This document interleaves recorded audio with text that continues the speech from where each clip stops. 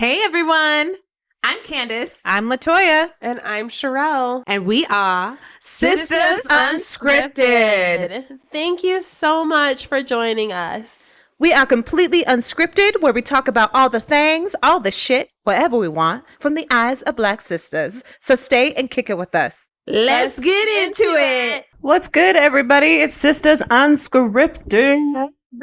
Today, we are going to get into it, but we're going to actually do a little bit of a special one where we're going to have our little sister, Sher'l, lead the conversation today. So I'm going to toss the ball over to you, Miss Missy. Thank you. I'm so excited for this. I came up with this stuff super last minute, but I was inebriated on my medical stuff. Again. Medical stuff, not illegal, okay, guys? Anyway, so, and typically when I deal with that, I do come up with some good topics. So let's just dive in. So let's do the getting to know you stuff. Candyce. Yes. I'm not starting with you. Latoya. Oh, that was a twist. I know that was the twist. That was the twist. So, Latoya, curious, why are you considered the Stonewall of the siblings? And what do you think you could do to change that Stonewallness that you have? See, I don't think I'm a Stonewall. Why are you constantly called a Stonewall? Because y'all gave me that title. Oh. Yeah, how did we come up with that to begin with? Well, because y'all, when we were little kids, just let y'all into once again, the dynamics of us three sisters. When we were kids, oftentimes Sher'l and Kandyce, the older sister and little sister, would get into fights. And these fights, when we were kids, they were rough. They were very rough. And for all those parents or those kinds of like people out there who think that sisters don't fight as much as like brothers do or other siblings do, that is not true. Yep. Well, I mean, we would throw fists. Like we would, yeah. I just think women are more ratchet about it, if I'm being honest. Oh, really? Like, I remember pulling the shit out of your hair, but like doing it in a way where like I got you and I know I hurt you, but like, don't you scream. Because we're going to get in trouble. Like, remember that? Right. I don't necessarily remember that particular experience. But I remember the whole, like, it's kind of like when Black church, you know, when the mom gives the kid the look like, and they know exactly what it is, and or they're doing like this, they're pinching them, and it's like, don't you make a sound, I'm gonna get you when we get home. Mm-hmm. You know what I mean? Yeah. No, at that point, it's already dead. If you got the look, at least with me anyway, if you got the look, you're fucked. That's true. Yeah, that's very, very true in our household. But back to the Stonewall. Y'all would fight a lot, and I would just I would try to stop it, but it would not stop. So I just was like, fine, I'm not going to get involved in it until it got really, really, really bad. And I was like finally at my breaking point. And then I would get really upset and like try to shut it down. But I think that was interpreted as like being a Stonewall kind of person instead of like, there was no way to get involved when you two are at it. You're at it, you know? So it was just me being like, there's no way I'm going to stop this until it got really bad or ugly. Then I finally was like, stop it. And then stop it, you two. And then why don't we love each other? Oh. Why can't we be at peace? I would think I was more of the peacemaker, more so than a Stonewall person. Actually, I tried to keep the peace, but the peace just couldn't happen because, you know, we had a lot of feelings and there was a lot going on in our family. And so I think the only people that we can actually like let into our frustrations and our pain and our sadness or whatever was happening with us individually was to go at each other, you know, because we couldn't take it out of the house. Right. So I think we kind of took what we were experiencing individually in our household at each other because that's all we had, if that makes any sense. That makes a lot of sense. I would like to rephrase for myself is that I think I was more trying to keep the peace, but the peace just couldn't exist because there was no peace in the house. You didn't think it was going to get that deep, huh? Oh, sisters unscripted. So deep that I can't even comprehend what you just said. Just kidding. Yes, she can't comprehend what she just said. I don't know. Sorry, I just saw the camera right there, and I just wanted to be like, "Hey," because we got to make sure we see them all too, right? I'm so confused. Come back so we can see you. Over Well, there it's like, if it's you're back to if it's confusing, it basically means like, Yeah, simple terms. simple terms is if there's chaos in the house, chaos cannot change until other things change around it. You know, like if a storm is coming or the storm is there, you can do all you can to avoid the storm, but the storm is there. I don't know how to simplify that. No, I was speaking metaphors But or you say similes. you try to be the peacekeeper. How are you the peacekeeper when there's chaos? Well, that's what I'm saying. She doesn't contribute to it. Yeah. That's the thing. Is she backs down. It's almost like she backs off. Like, well, nothing that I'm going to do is going to help this, so I'm just going to let it do what it's going to do. Let its Until it let it run its subsides. natural course. Yeah. But like, and I would try to intervene, but I would make it worse. Right. Because y'all needed to hash You it really out. got on my damn nerves, Sher'l. I love you so much. And also, you got on my damn nerves. And I know I got on your nerves too. I know we all get on each other's nerves sometimes. But I don't know. It was a lot. It'd be interesting to put us all together in a session of therapy. That would be very interesting. Maybe that's an idea for an episode. Bring a therapist. Uh-huh. I mean, sure. I mean, what if it's clever? I don't ever really remember being like, yeah, I'm sure I got on your nerves a lot, but you never really got on my nerves. It was just, I feel like that was just a dynamic. I was your No. younger sister, and that's what younger sisters did. Because you gave me the reaction. Yeah, and I did because it got on my nerves. I mean, for sure. I mean, that is natural. Like, you don't have the coping skills to, like, not give me a reaction at that age. But also at the not same as time, much. So I love that reaction. But I know you do, so I definitely keep that in mind, even as we're older, because you still like to do that. That's so true. I do. But going back to the Stonewall, that's interesting because I always looked at you as a Stonewall, as in like you're very harsh and you're very like planted firm in your beliefs and in your, I don't know, stance of like life positioning and all that good jazz. And if someone comes at you with something different, you're going to be like, no, this is how it is. And you're going to be like stern with them, stern, emotionless, direct, straight to the facts. That's how I took you as Stonewall, not like there's chaos, so I can't really do anything about it. So I'm just going to let y'all like brawl it out over there. Probably more so, I think, like as an adult, I've used that in a way to navigate the world, if that makes sense. I think that I'm firm in my beliefs, but I'm still flexible. Like I prefer to have intellectual, philosophical conversations about the ways of the different possibilities of how life can be led, how different experiences are in the world. Like, I don't think that I'm always like, oh, that's how you see the world, you're wrong, or whatever your experience is wrong. I don't think I've ever been really that way. I will stand firm when it comes to like people trying to, there was something when I was a kid that still drives me up the wall, is when people would be like, I know you better than you know yourself. And I was like, And people would make statements like that to me all the time where I'm like, really? Yeah, it was really weird. Did I it was start like, with dad? Huh? Did it start with dad? Probably. But I heard it throughout my life from different people too. But like, Interesting. I know you better than you know yourself. And I was like, how do you even know me? I live my life in my body and my thoughts, my experiences. Right. You don't even know what I've gone through. I let you see what I want you to see. You don't get to see everything because I make a choice because I don't want you to see it because I don't trust you like that. So Right. like, how can you know me better than myself when you don't even know my whole experience of life, you know? So like stuff like that will make me so upset or like become very hyper focused and very stern, because I'm like, I don't ever want to claim that I know somebody more than they know themselves. You know, 'cause it's just not how. I mean, like I've lived with y'all. We grew up together. I still am learning so much more about Right. you. And I'm not going to be like, I know you better than you know yourself, Sher'l. I know you better than you know yourself, Candyce, because we live it's together. kind of conceited to say that. It was so, I was like, is that some narcissistic? I don't know. I mean, I can't put a name on it because I'm not a therapist and I'm not a doctor.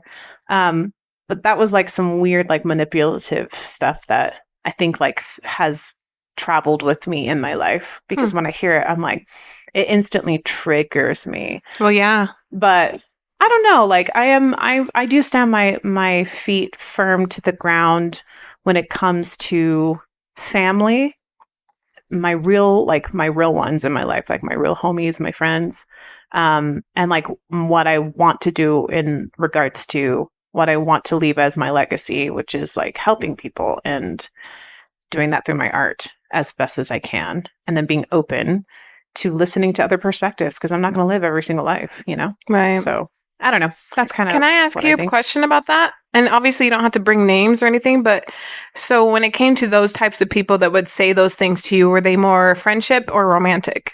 Friendship?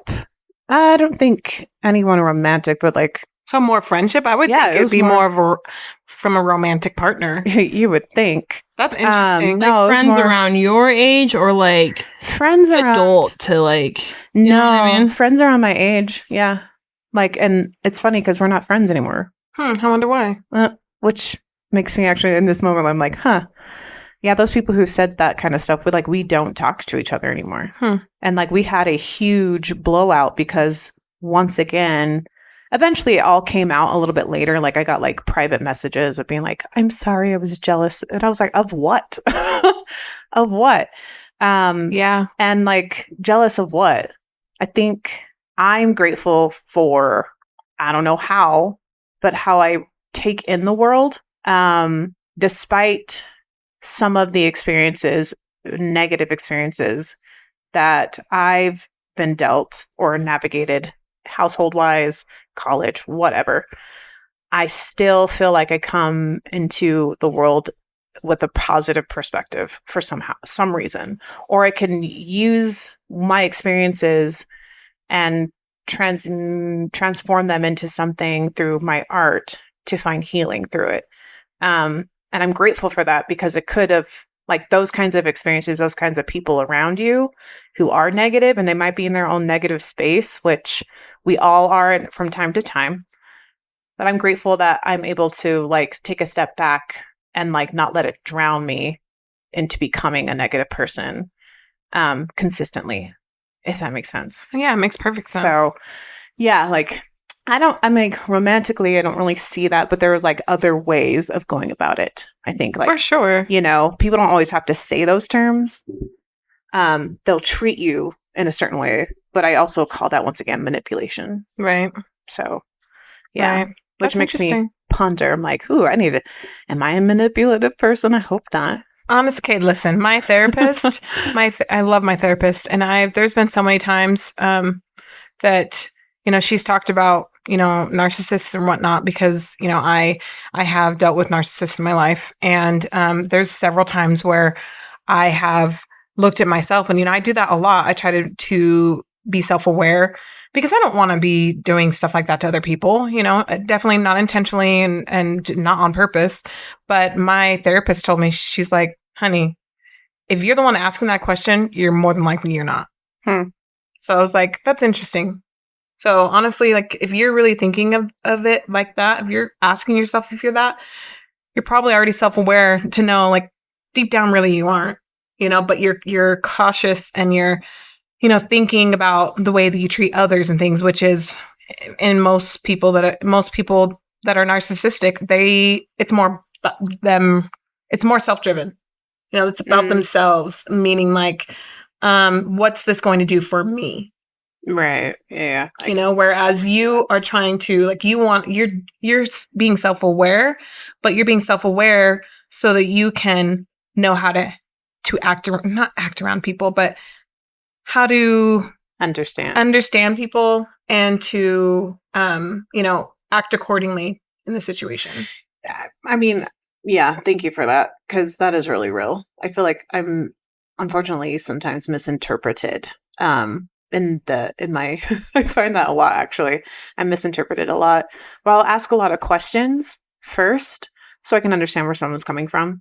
To be able to respond better. Right. Versus being like, no, like you're wrong or whatever, like the human first instinct response. Sometimes, and I'm able to, I don't know how, maybe it's like the experiences once again of Stonewall childhood or being a peacekeeper or trying to keep the peace of just taking a step back and being like, when do I need to be quiet so I know what questions to ask? So then I can understand hopefully better where they're coming from. So then we can actually really have a real conversation. Right. That when I do that, I'm able to resolve or at least come to some kind of conclusion to move forward. It's the times when I'm not aware of it and I let my emotions get the best of me when it goes the other way. Right. And then nothing happens. There's an explosion and then it becomes awkward and then you can't say anything. And the chaos is here again until you have to figure out how to work through the chaos to finally get to the peace. Right. If that makes any sense. Mm-hmm. But yeah, you shouldn't have started with me. Like we went down the tunnel of the rabbit hole of all the things, but It's going to happen regardless. The same thing's going to happen with Kandyce. uh-oh. You're considered the sensitive one. Yes, I am. Why do you think you are considered the sensitive one? This is kind of a loaded question. What do you think, like, why do you think that was such a negative term? Because you identified that with, like, negativity, right? And how can you channel that into a strength? I like that. Yeah, that's right, bitch. Oh, dang. Why you calling me a bitch? Listen, bitches. She didn't say nothing. She didn't call me no bitch. I call everyone bitches. She really does. Yeah. Term of endearment. It is. Yeah, we learned that the hard way. Yeah, She blocked me on Facebook over it. It's okay. It was like 10 plus. I did. I was being petty before petty was a thing. It was a long time ago. It was a long time ago. When we got our when emotions got the best of us, right? Which lends into the sensitivity. Right. Well, I think the sensitivity thing, obviously I feel as I get older, it's more like a superpower. I still have there's still some negativity that comes with that just because I think just society puts a lot of negativity around being sensitive because, like, for example, I'm in HR and they're always like, emotions are not something that belong in the workplace and blah, blah, blah, blah, blah. It's like, I'm sorry, but at the end of the day, we're all humans. That's what we do every single day. We get up and we feel, and we have to navigate our lives according to, how we're feeling and the situations that are around us. And I think a big reason why I am as sensitive as I am is because I wasn't able to speak my truth growing up. And I was told a lot, and I would imagine you would all feel this ways as well, but I felt like my emotions weren't valid. It was very much the whole children are to be seen, not heard type thing. So I held a lot of that stuff in. And I think at some point, I held it all in so much that it just came out in a sensitive way. Like, I don't know if that makes any sense, but it does. It's kind of hard to explain, but I don't know. I think too, a big reason why I am sensitive is because a lot of my sensitivity personally went based off of like relationships with our father. So for example, I would change the way that I feel depending on his mood. So say he'd come, like when he would come home sometimes, like, Dad's home. Okay, we don't know if he's mad. We don't know if he's happy. So like, go upstairs. That sort of thing I was almost taking on his emotions as if they were my responsibility. Does that make sense? It does. So, and yeah, I think that's kind of really what really kind of pushed me into more of that sensitive side of myself. But I also think too, I just genuinely care about people. I mean, what are you, like, being honest, what are you really even sensitive about? Because I know we talk about, like, you being sensitive, but I feel everyone's sensitive in their own ways, and we're sensitive about what we're passionate about, right?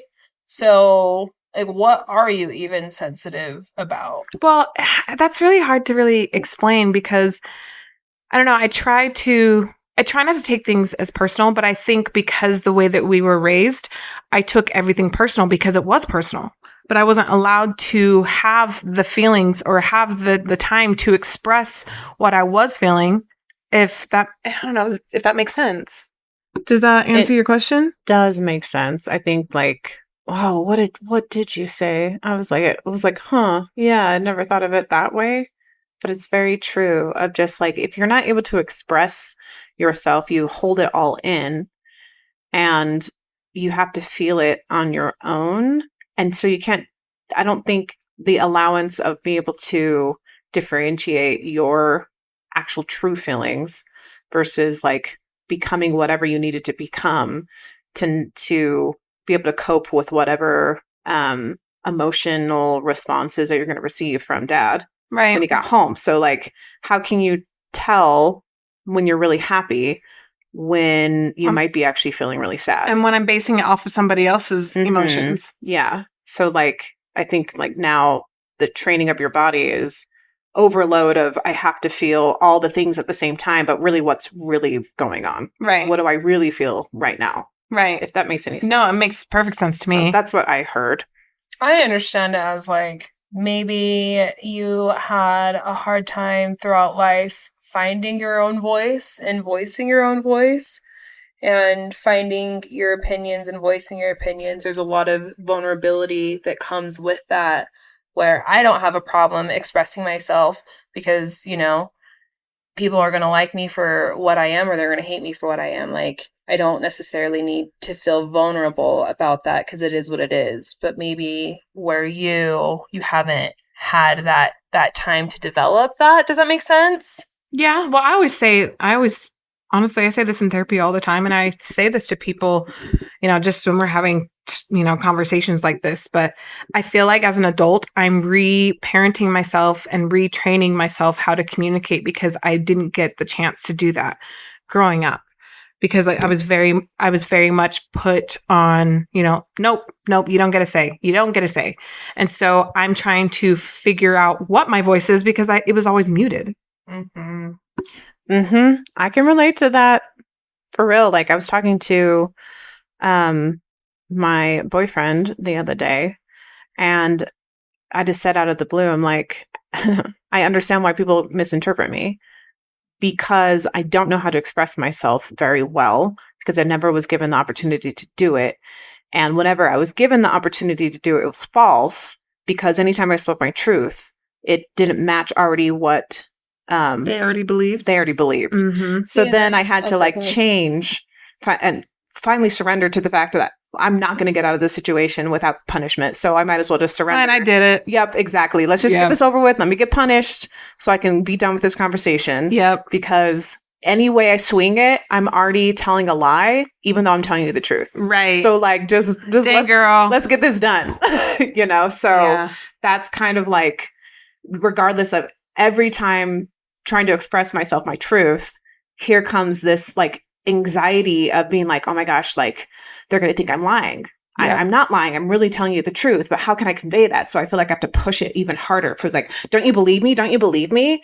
Because I think that automatically they're going to be like, you're lying and you're not real and you're not truthful. Right. Like, and then finally you just kind of go, fine, I'm not real and I'm not truthful. Fine. Whatever you want to believe because I don't know how else to express what my truth is because regardless of how it comes out, you're going to not believe it. You've already made up your mind of what I did or what, you know, the situation is. So, okay. Yep. I did it. Yep. Give me the spanking. Give me the 6 months, if you remember, punishment and restriction. So I can be done, you know? Mm-hmm. So I hear all of that. Yeah, that makes sense. But I envy you, Sher'l. I think that's really incredible that you have like the ability to be like, if you like me, you like me. If you don't, you don't. Right. That's and so like, hard. Whatever it is, then like, so be it. And you move on. And that's something like really hard for myself. Very hard for myself too. I mean, it's not like it's easy. Like, I know I make it seem like I'm very like cut and dry, like sever parts and move on. That's my mentality. But it's still, there is an emotional sever. And I have to get through that emotional sever. Well, you're human. For sure. And I don't know. I'm huge on connections. And I think every connection that I have with a different person is unique to me and that person. And I don't feel like I'm going to find that connection through another person. So I kind of feel like I go through like a slight grieving process. So, you know, like, I mean, it is what it is. But at the end of the day, like, we're all still human and I feel what I feel. But I try not to act upon how I feel. Because that's where I fuck people over. And my mouth is sharp. It That's really not a lie. is. That is so true. Oh my goodness.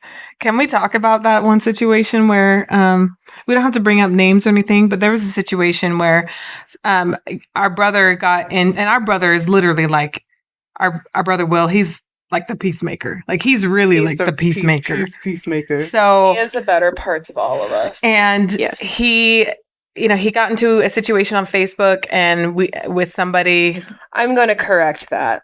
Our dad, logged into our brother's Facebook and was interactive. But We what just found that out today. Yes, we Okay. actually did. But the thing is, we thought it was our brother speaking up for himself, and so However, and of course, William did let dad do that. So that I didn't know either. But coming from an older sister, I'm like, this person ain't gonna be talking to my little brother like that.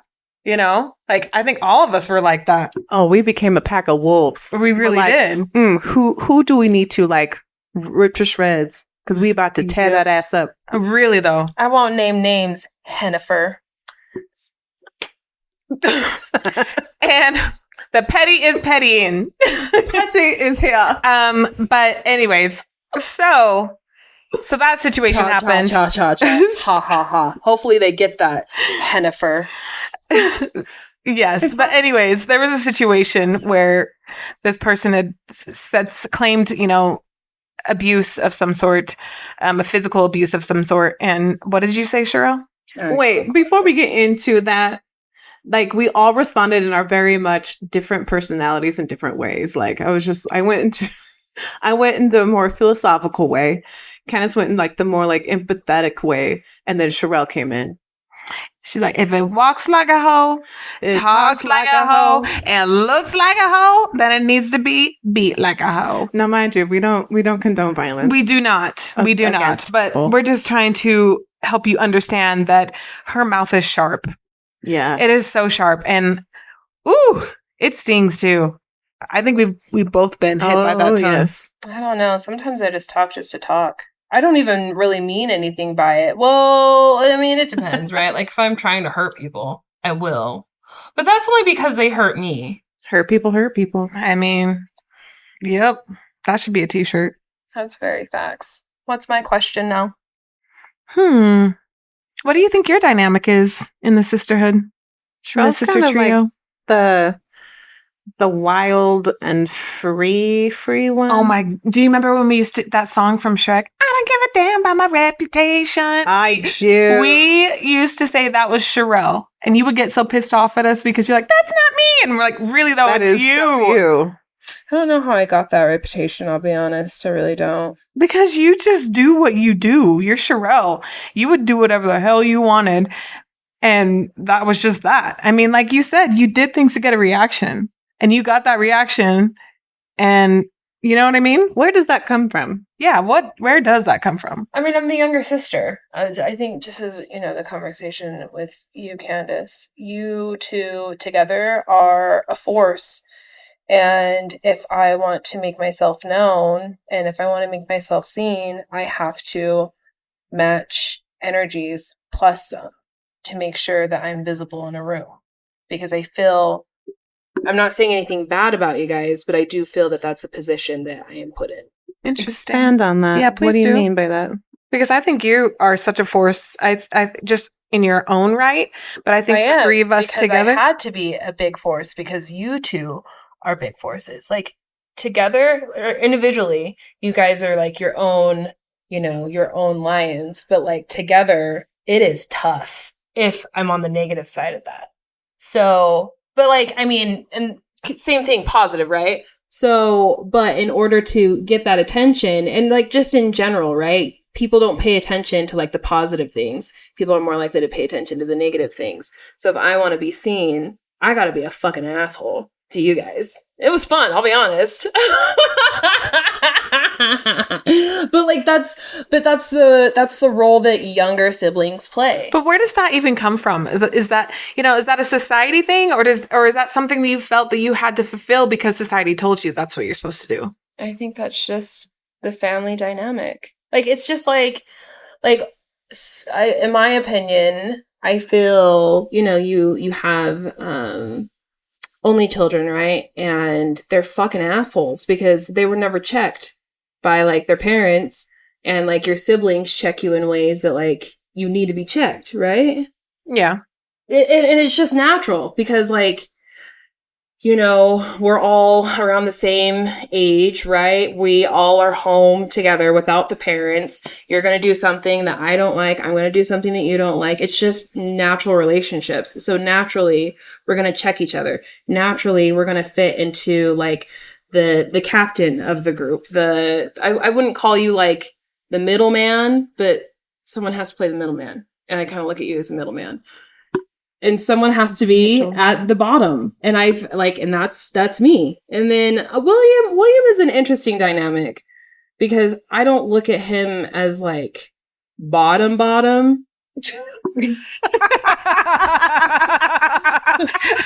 what she said. That's a whole different topic. Depending on your preference.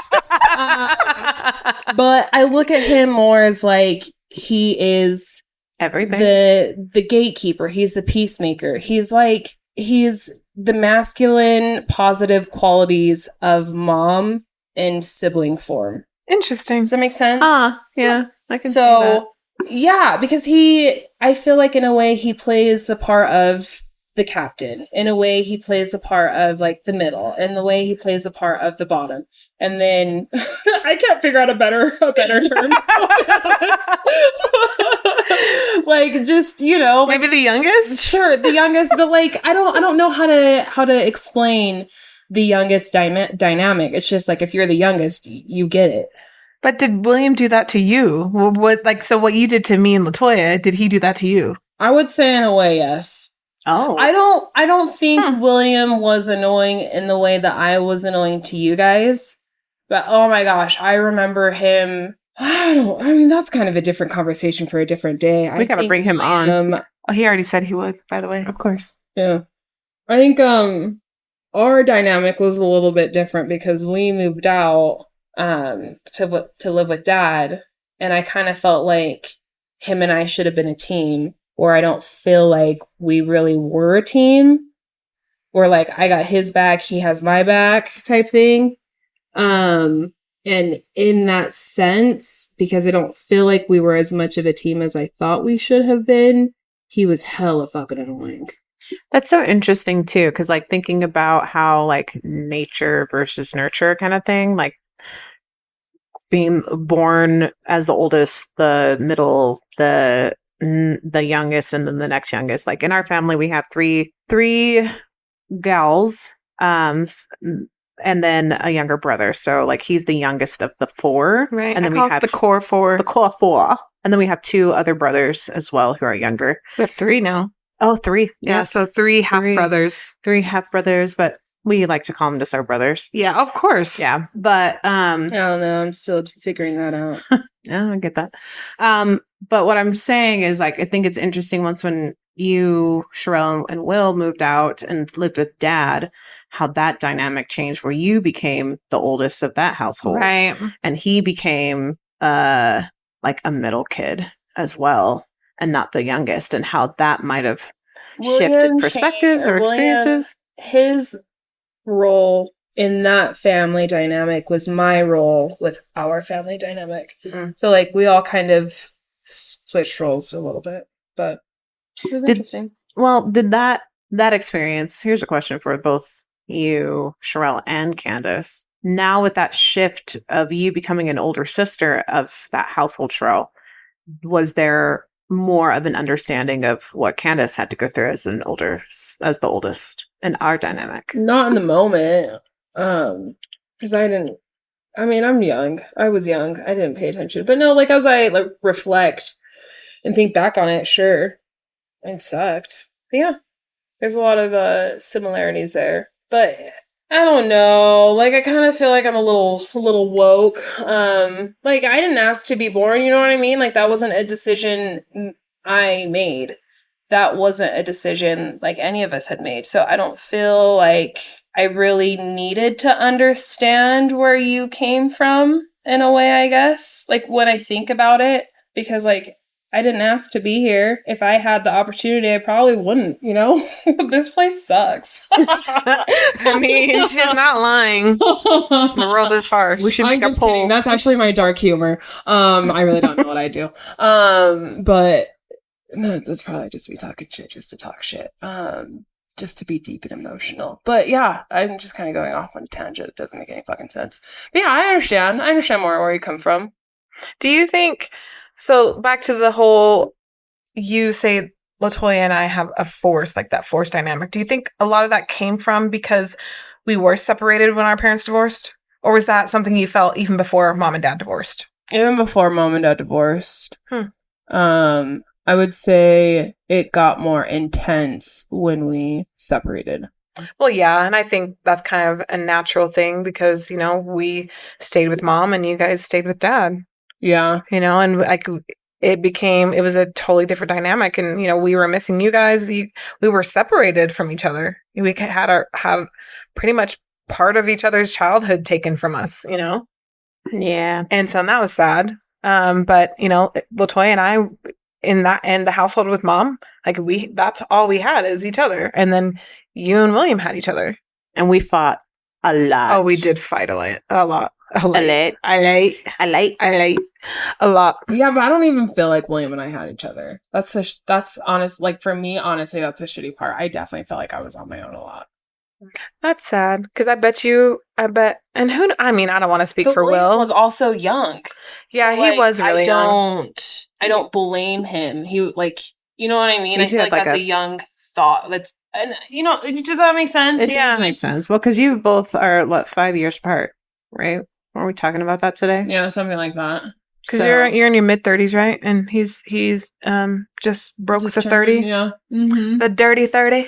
Dirty 30. So, yeah, me and Will are 10 years. Yeah.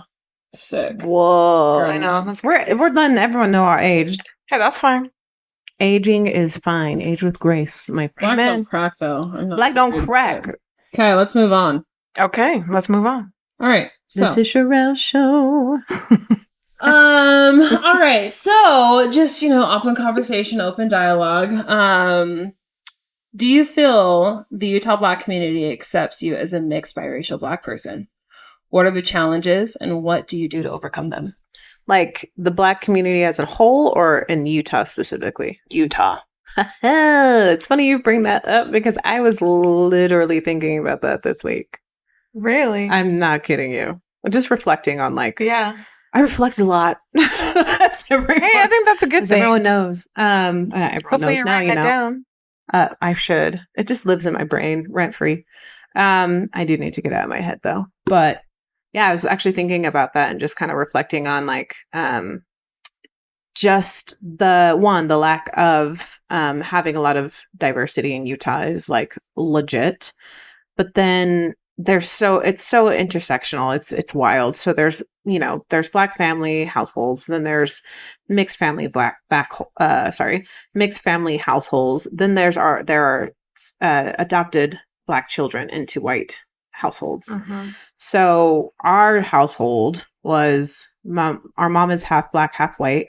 Dad is Black. We have a lot of other stuff that we have to do some work on. I know we should definitely do that. No, I'm good. I want to know. I want to know so too. Intrigued, because I'm we look very unique, I think. But then my experience of being not even a handful of Black folks in any school setting. I think there was me and Kandyce, when maybe another. I don't remember his name, but I remember his hair. He had a big old fro. He was Black, and then there was I don't know what race that they were, but I think they were Indian. I think so. Yeah. Mm-hmm. And that was about it. That was in school. So, and then in college, there was obviously besides our own family gatherings where that was majority of what Black family. Mm-hmm. I was yay, that's us. But then leaving, going to college and being exposed to more Black folks, which was great. I felt like I could never get in because I was perceived as weird or too white or whatever that even means. Right. Even to this day, I still am what does that even mean? But people would definitely probably say that to you. Oh yeah. And I'd be checking out them fine fine ass black men, and they would not give me the time of day. Right? I was like, hi. And they were like, bye. And I was like, what is happening? That's definitely another topic. It's not for another time. Damn. I know I'm not like Tyra Banks, but damn. Shut it. Be quiet. Shut it down. Shut it down. Anyway, what I'm saying is I still even struggle to this day of like the conversations that I have with people. I'm like, what does that even mean? Like, what do you mean by talking too white? What do you mean that just because I like rock and roll music makes me not black? I'm like, rock and roll came out of black music. Black people created rock and roll. The styles in America. Like, and even now, like, even when I have, like, even, it's still even hard. And I'm like, my work, besides being an actor and a singer and an artist, my work is trying to create spaces for inclusion and representation to happen. And it's even hard to break through. So there's like other dynamics that come in, not only like what we look like, but also like economic status and elitism and all those things. So it's like, I don't know, like I'm still trying to find like where I fit in. And the conversation of the last, like, since the murder of George Floyd has been like, black is not a monolith. And I completely agree with that 100%. I always have. Sorry, say it again. Black is not what? Black is not a monolith. What was that? It means like we are not all the same. Yeah. Black is not all the same.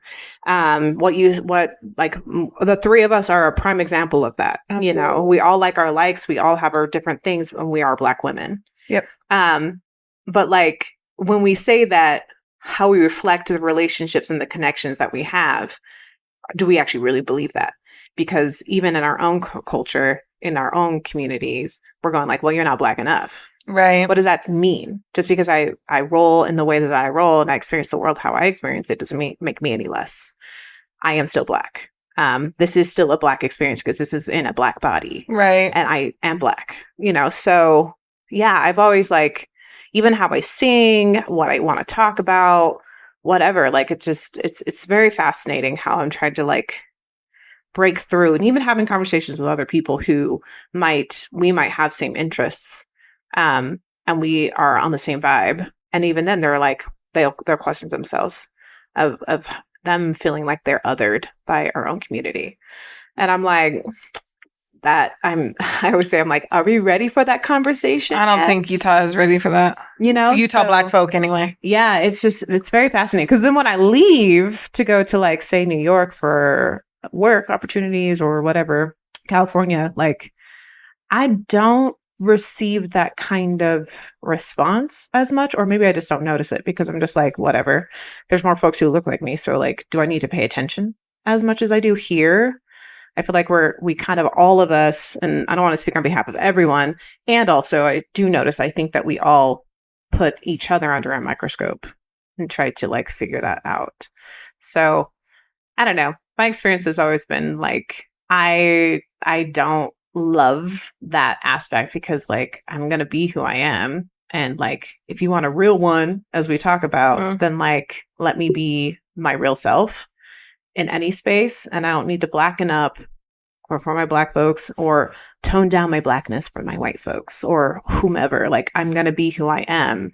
And can we create spaces where we can just be that and be our unique, multifaceted, multi-leveled, intersectional, badass people? So I know, like, I agree with you, but I also know that, like, my personality type, I love offensive humor, dark humor, things like that. So like at my core, I believe what you're saying and I act like push comes to shove and I need to like see something, say something in those types of situations.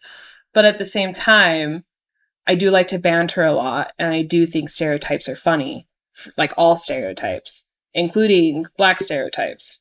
And like I engage in that banter. Do you have problems with those? Does that make sense what I'm saying? I do know what you're saying. I think, like, how do you feel about that? Well, I feel like people would perceive me being one way because of my banter, my humor, right. But I'm actually opposite. Well, Makes sense? Yeah. Well, I mean, it's hard to live by this, but I've heard this been said, and I think it's a challenge. But like, what other people's perspective or experience of you or perspective of you is none of your business.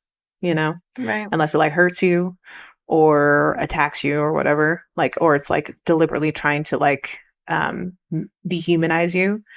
I also say, depending on whose hands are in it and involved in what we perceive as quote unquote stereotypes, is something that I also would be aware of. So like if you've never experienced, say, like what it is to grow up in the hood. We never grew up in the hood. Oh no, yeah, we wouldn't even be able to relate to that. Yeah. I And don't like, even think I make jokes about that. I don't. I don't know the hood. And Nope. I'm sorry, I'm from Utah.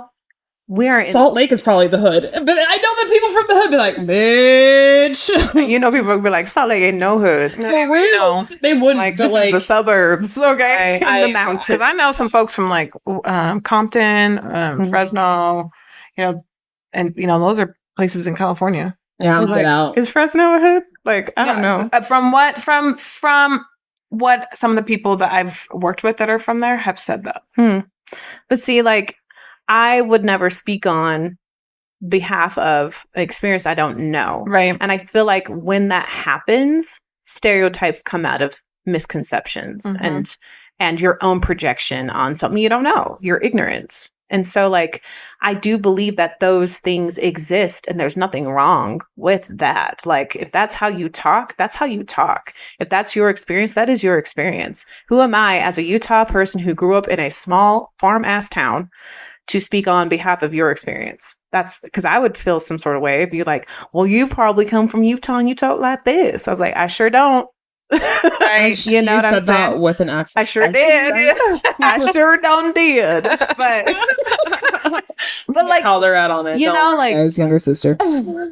but I think like people say stereotypes exist for a reason. I think what the damning of stereotypes, quote unquote, is other people putting something on it versus bringing in people who actually know what it is, if that makes any kind of sense. To talk about those experiences, because there's truth, humor isn't truth. But when we start putting like really negative stuff on it, then I think that it can become obviously a very big problem. And we've seen that in like entertainment and then the continuation of like appropriation, all like other things I can't think of right now, but like, I don't know. That's just my perspective, and I know it goes deeper beyond my response, but that's it for me. If that makes sense. That's not like real deep. Can we lighten it up? No, it's your turn to answer the question. We're just having a conversation. I know, but I feel like I've kind of contributed. You'd be like, ditto. Yeah. Ditto. Let me ask you a question again. She was. Do you on feel medicine the last Utah night. Black community Wait, sorry. accepts you? Go back. Do you feel the Utah Black community accepts you as a mixed, 'Kay. biracial Black person? Okay, do that question first. Do I feel like they accept me as a mixed biracial person? As you are. That's hard. I don't, because the thing is too is I've had some of my, you know, some of my Black friends tell me, they're like, you're not mixed, you're Black. You know, they're like your mom's mixed because she's half white, half Black. They're like, but you're not. I'm like, okay. And I just always thought we were mixed, you know, because I don't know. And who knows? I feel like being mixed is, I mean, we're all mixed if you want to go that route, you know, every single one of us. But I don't know. I think it just depends. I think in Utah in particular, I think I'm accepted when it benefits those other people, if that makes sense. It does. Well, and I should specify, like, also mixed. Like, I would agree that we're not as mixed or biracial. I think we have some, like, we obviously have some white lineage in our family history. So we have, like, we are some white, and like other mixed race, Black folks, Black and white folks, or not, you know, other people of color, have a completely different experience than we do. So, for which sure. I so like would love to have that conversation and with some of my friends who are mixed race. Well, and I think too, just even if, you know, like just even the three of us alone, like if we want to go into like colorism, you know, that's a whole topic in itself. One, you know, maybe at some point, but you know, me being, lighter than both of you and you both being darker shades, I know that you all have a very different experience than I do. And vice versa, like there's positives and negatives to it. You know what I mean? Like I can totally admit there's a privilege in me being lighter, but also for me personally, there's a lot of like, oh, you think you're this, you think you're that, when really it's like, I didn't ask for that. Like, no, this is just who I am, but then it goes back to kind of what you were saying earlier, you're not black enough, you're not white enough. And it's confusing, especially, when you have, relatives that are, from Arkansas, from California, and they're like, why you like that John Mayer music? It's like, because I like John Mayer, like, he has a nice voice. I know. It's I'm being called square just because, but this is where we grew up, like I don't know how to be anyone else other than what I am. But one of our uncles, when they were in town, they were like, you don't know what it is to have a hard life. And I was like, what?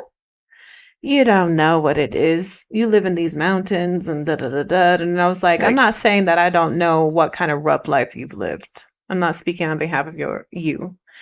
Also, how dare you? No, really though. Try to talk to me like I don't know what hard life is. Right. It's like, you don't know what kind of stuff I had to deal with in the house. Like your hard and my hard, it like there's no competition. Doesn't have to be, yeah. It's like I always say this to a lot of people actually. It's like, you have two people in a hospital bed, and they're in the same room. One has like say a gunshot wound, I don't know where, just a gunshot wound, and say someone has a broken leg. Whose pain is worse? You can't say. Exactly, because we don't know what their tolerance is. And like, I don't know what your pain is. That pain could be very, very big for you. And maybe it's not big for somebody else. Like who are we to judge somebody else's pain? Yeah. What do you think, Sher'l? About judging people's pain? No, just about everything we've been talking about. Have you had a hard time in regards to like, how has the Black community, in Utah been for you as a Black woman that lives here? I feel like that's a loaded question, if I'm being honest. I mean, you asked it. I know. I know. Of course, it's a loaded question. I know. Obviously, I know. And I don't know. I think I've accepted it for what it is, because my first experience, I've been obviously living in the sheltered part of Utah, the south part of Utah. We call it Happy Valley. Sure, Happy Valley. Cool. There's not a lot of ethnicity there. And so there was that, but also that was all I knew. So I didn't really know anything different. So that didn't bother me. Yeah, I would say, I thought it was actually pretty cool that I was like the only Black chick in my school. There was only like 3 of us all together, and I was the only Black girl. And there was like 2 or 3 other Black dudes. And like, that was cool. I don't feel like I was accepted with the Black people, which is fine. I didn't care about that, but that was something that made me stand out, which I appreciated because I felt like I was made fun of a lot. So that was just the one thing that made me cool. So I didn't really have like any negative things with that. I would say probably my first negative Black experience was when I went clubbing when I was 18, and I was menstruating, and at the time, I like had to, for those people little period shaming, I needed like the period pads that would go up to here and then like up the back too, you know what I'm saying? Because the flow was like terrible, right? And you need like the underwear, or not the underwear, the toilet paper, and you wrap the toilet paper hardcore. You just need the extra coverage. Well, like my shit was like this thick, and thank God, like this thick all the way around, and thank God I did that. Because when I did go clubbing, I danced with this Black person, and he like went up my skirt, and yeah, it was very, very interesting. But like, I had that pad shit, you know what I'm saying? So he probably thought I had a dick, you know what I'm saying? So like, fuck you guys. Fuck you. That's crazy. So I kind of was like, oh, okay, like sucks to suck, huh? But also it did make me kind of like, I've never had that before, you know what I mean? And then that was kind of when I started forming the opinion of Black people feel like they have a free pass to my body. So I would naturally stay away because like Black people here to me were weird. Like I would get the weirdest pickup lines. Like I went to Smith's once, then some dude would like, he grabbed my hand. He's like, you look like one of them singers. Like Rihanna. And I'm like, bitch, are you kidding me right now? Like, you don't hear that shit from white people. You know what I'm saying? Like, you hear some other weird you ass shit. don't hear that shit from white people. Okay, but I got that all the time. Well, not all the time, but I would get that from the Black people the rare interactions that I would get from Black people that I would come across. So, and then he like grabbed it and he like kissed my hand. I was like, what? Weird experience. Anyway. But I never have those experiences with white people. So I just naturally started forming the opinions that like Black people are just more like straightforward with me. Maybe they feel more comfortable, but I'm not comfortable with it. So I just wasn't attracted to Black people. And that's what formed my opinion. And that's why I just kind of stayed away. It wasn't until I was hanging out with a guy from high school who is Black as well that kind of turned me on to the fact of like dating Black people, which was cool, but that made me feel in a way that I was too, like he made me feel that I wasn't like Black enough and I wasn't caring about the Black community enough, which is interesting because yo ass fucked me over, okay? And I hope he's watching, okay? Anyway, so, and that's another thing, right? Like, I feel Black men, at least with Utah that I've experienced, they use their masculinity in a way where it's like negative, you know? Like some people use the term toxic masculinity. Some people don't agree that masculinity can be toxic, and I can understand both perspectives. But I would say masculinity with Black people, Black men, is a different type of masculinity that I've encountered. And if it's used for evil, it's like a different mindfuck. You know what I mean? And so it made me feel like I wasn't good enough for my own people. So because I've kind of dealt with kind of the all sorts of ranges with Black people, like the Black community, I think I've just come to the terms that I'm different. You're a unicorn. And not in the sex way, though. Oh, who talks about that? A lot of people. Is that a sexual term? That is a term. Unicorn? Yeah. Jeez, everything's sexual these days. Everything. Hey, it's okay. We're all humans. I know, but I was really meaning it. I was really meaning Hey, it. but I know. I'm just clarifying it for the people that think, unicorns are saying, sex. Anyway. I learned something new today, y'all. And I feel I just have to, there's going to be people that accept me. There's going to be people that don't accept me. And no matter the race, no matter the gender, and I just have to find my tribe, no matter the gender, no matter the race. Does that make sense? Mm-hmm. It was kind of all over the place. I mean, it does make sense. I mean, I will say, like, some of the most, when I, like, have connected with Black folks from Utah, they have been, like, really, really dope. But it took some time. I can't speak on behalf of everyone, obviously.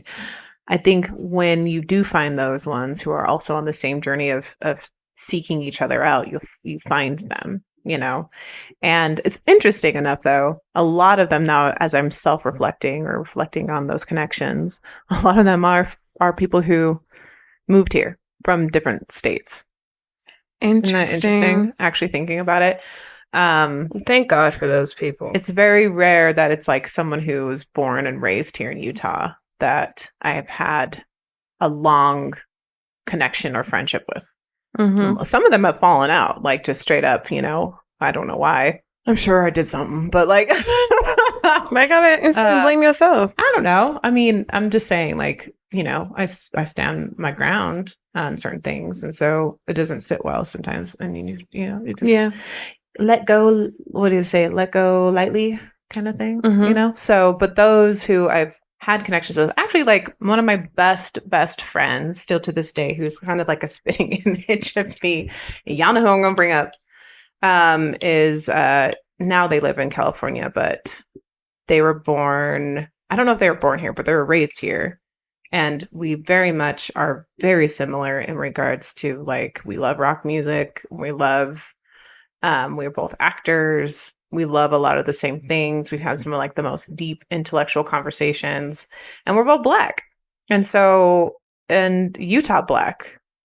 So that is a friendship I still have to this day. Like, I consider him like a soul brother. And I don't think I would have been able to find him if I was anywhere else, if that makes any sense. Yeah. I always say that because, like, sometimes I say a lot of stuff and hopefully it makes sense. That's a whole like expressing yourself thing. Right. No, I think we all kind of do that in a way. I know, we're like, does that make sense? Or I don't know if that makes any sense. Or, you know, we all Right. I don't like think have a it's little a bad thing to just check in and make sure that people are understanding what you're saying. Yeah. I like that. But I mean, there's always the negatives and the positives with everything, I think, in any spaces and stuff. And so, like, when you find your real ones and your people that Sher'l mentioned, like, you know, your connections, they are, I feel like, lifelong. And then those who aren't really about it fall away, you know, and I think that can be in any friendship dynamic. But since we're talking about the Utah Black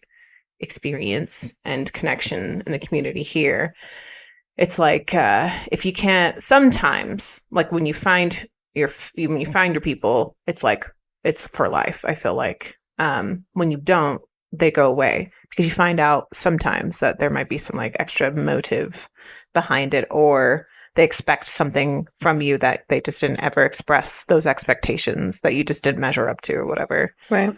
And you move on, and hopefully you stay open to finding, like, another kind of connection or whatever. But I will say, like, to your point, yeah, when you find your people and your tribe, whatever, it's great and it's beautiful. But I feel if you can find your tribe, like some of your tribe within the Black community, it just makes it that much sweeter, because there are things that we, like, within our culture that, like, we just don't have to explain. Oh, yeah. for sure. We just get, you know, like, when I was hanging out with homie from school, when we were hanging out, it was nice that I didn't have to, like, explain my hair, you know? And I know, like, hair is some people could perceive it as a silly thing, but for me, and I would kind of say across the Black community, hair is very important to us, and we have to do things to, some people feel like they have to do things to, like, you know, fit in, or, like, whatever it is, whatever, right? But the fact that I didn't have to, like, explain or, you know, do those things. It was Like, is that a weave? Is that your real hair? I literally got asked. And You got asked that this week? I sure did. Sher'l, proceed. Yeah. Wait, proceed. Proceed. That's good.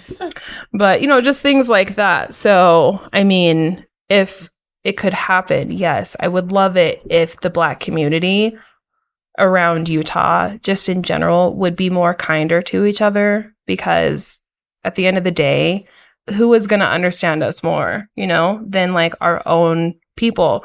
So I don't understand why.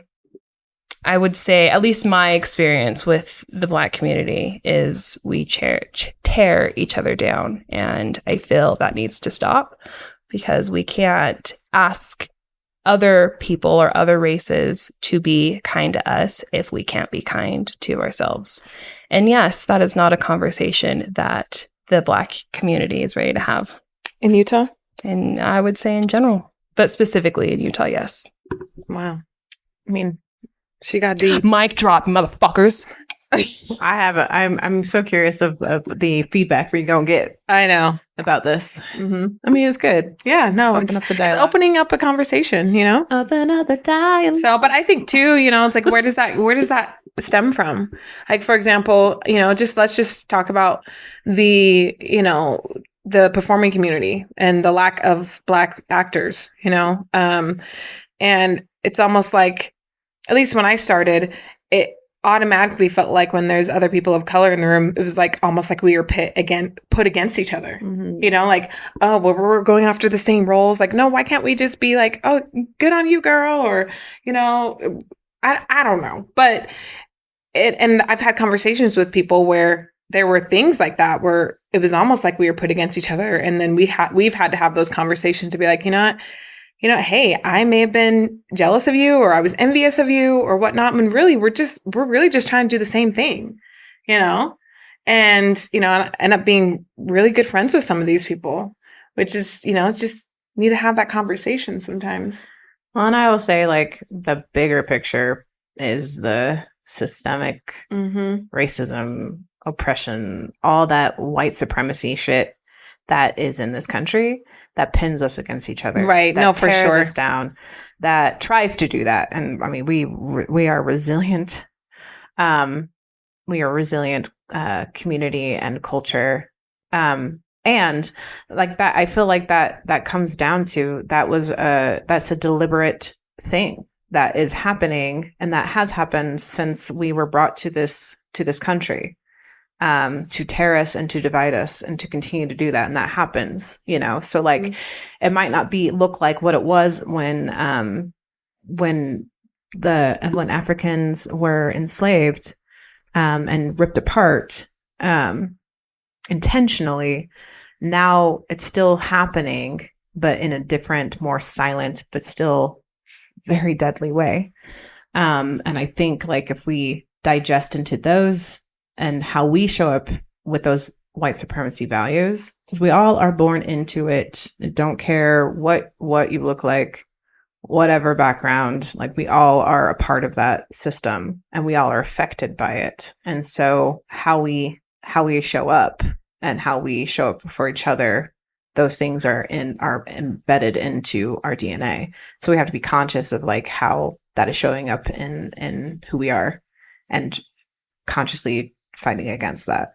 So I think like penning against each other in the sense of like performing or business or whatever, saying like, you know, applauding me or got my back or what have you.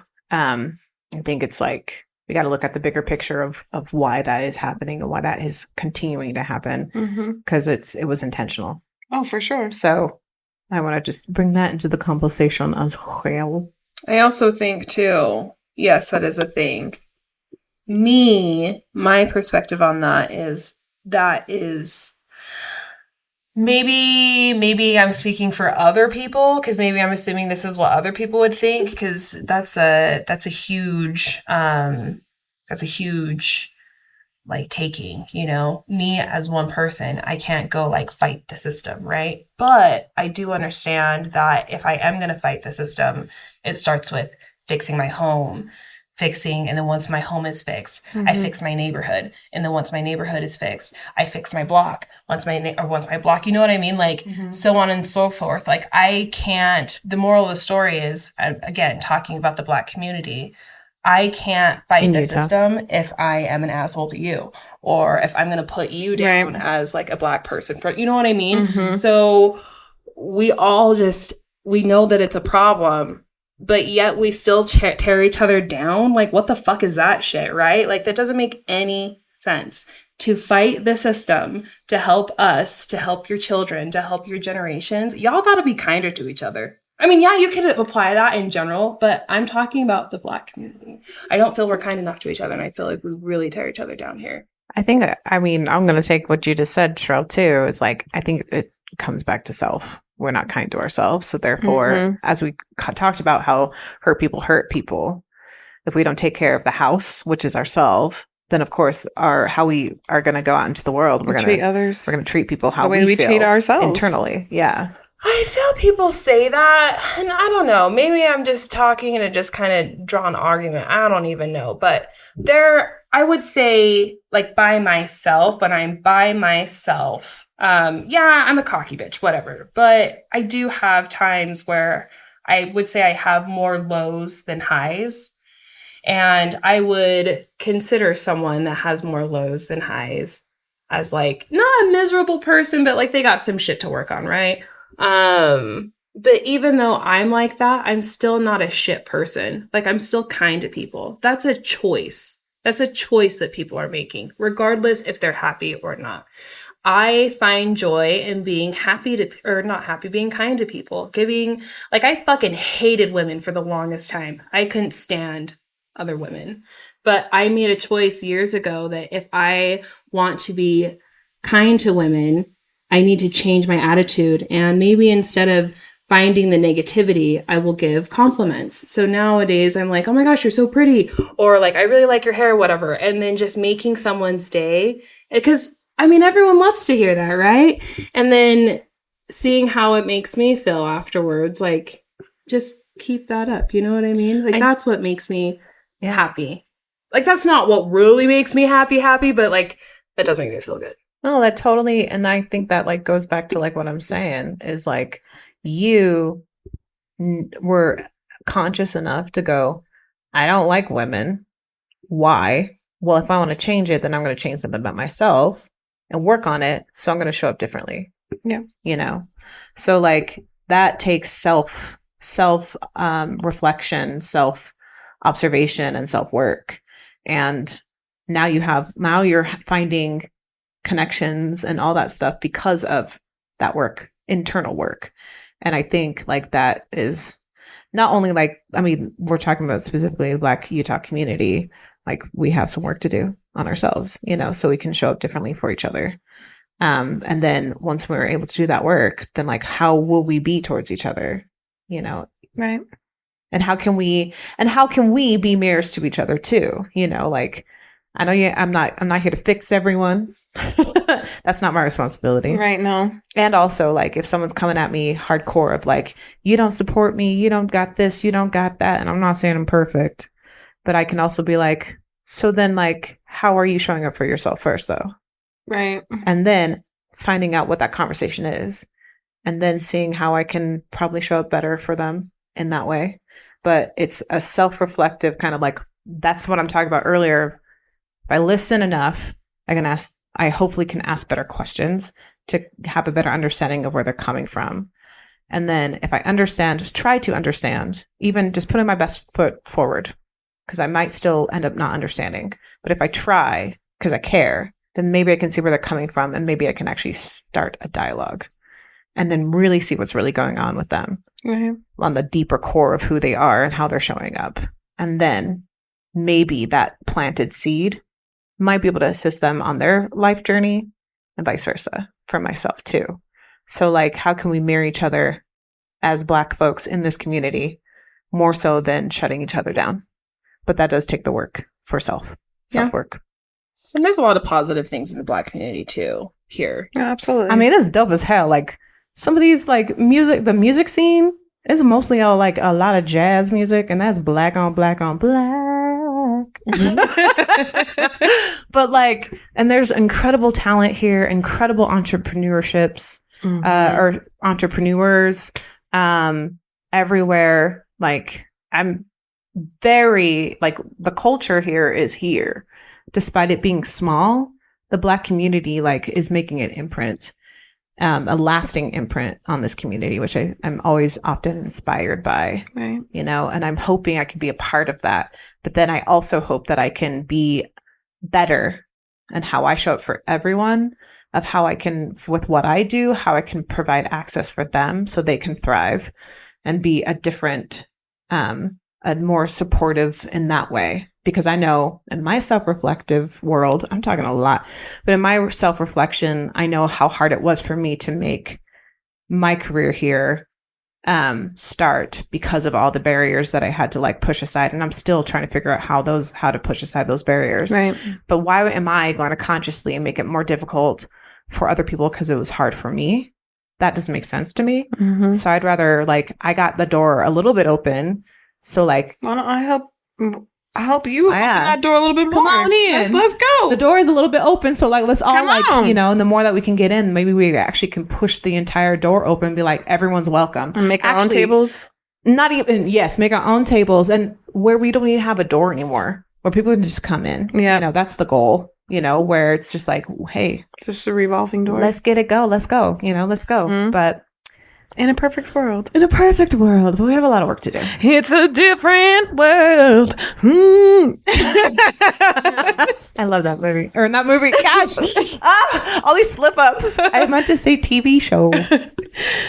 Well, let's bring some joy into the room. A little bit of joy. What joy happened to you this week? Or what joy did you experience this week, Sher'l? I was really fucking pissed off last week. I'm not gonna lie. So I don't know. I lived. That's Wow, I wish y'all could. That is a good point. And that is the show, everyone. Thank you. Sometimes it's just sometimes it is just that. Sometimes it's just simple as that. No, that's my dark humor. I lived through it all. That's my fucking joy. Ding. Boo, boo, boo, boo. And you, Toy? I'm going to Canada. Ooh. So that's my joy. I'm getting out of the country.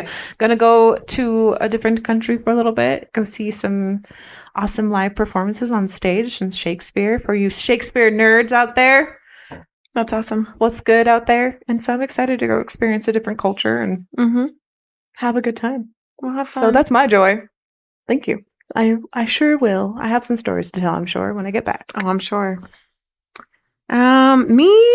Me, so my assistant, she's out right now. She's on leave and she has cancer. So I got to see her on Friday and she looks really good.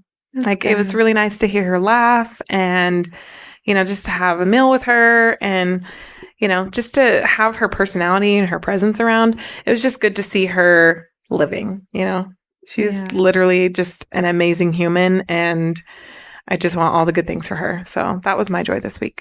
Hell yeah. Yeah. Beat cancer. You got this. Fuck cancer. Amen.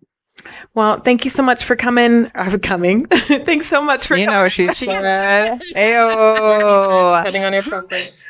Thanks so much for joining us for another episode of Sistas Unscripted. If you have any questions or topics for us, you can email us at sistasunscripted@gmail.com. You can, anything, comments, topics, whatever you would like. Gmail. But thanks for joining us and welcome to new viewers and listeners if you're new. If not, welcome back and we will see you next episode. Sistas out. Toya. Out. We're supposed to do that together. I forgot. This is out. Wrapped. Out squared. Nope. Out cubed. And that is our sisterhood. Have a good day.